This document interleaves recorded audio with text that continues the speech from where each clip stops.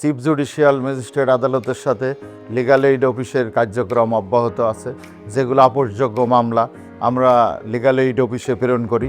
Legal aid officer সেগুলো আপোষ করার চেষ্টা করেন এবং সেগুলো আপোষ করে কোর্টে পাঠিয়ে দিলে একসাথে দেখা যায় যে একটি মামলায় আপোষ হলে, যৌতুকের মামলায় আপোষ হলে, যৌতুকের মামলা সাথে নারী শিশু মামলা এবং পারিবারিক মামলা, চুরির মামলাও থাকে, অপরপক্ষ করে নিষ্পত্তি করা সম্ভব হয় একটি মামলার মাধ্যমে। ভবিষ্যৎ লিগ্যাল এইড ব্যবস্থাকে কার্যকর করতে প্রত্যেক উপজেলায় লিগ্যাল এইড অফিস স্থাপন করা প্রয়োজন।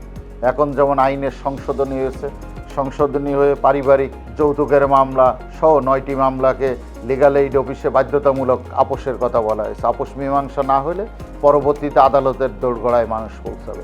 সেক্ষেত্রে প্রত্যেক উপজেলায় যদি লিগ্যাল এইড অফিস স্থাপন করা যেত একজন সিভিল জজের নেতৃত্বে অথবা একজন জুডিশিয়াল ম্যাজিস্ট্রেটের নেতৃত্বে, তাহলে সহজে লিগ্যাল এইড সুবিধা পেত এবং সেখান থেকে বিরোধের নিষ্পত্তি হয়ে যেত। আর যেগুলো বিরোধের নিষ্পত্তি হওয়া সম্ভব নয় সেগুলো বিষয়ে মানুষ আদালতে এসে তার প্রতিকার প্রার্থনা করত।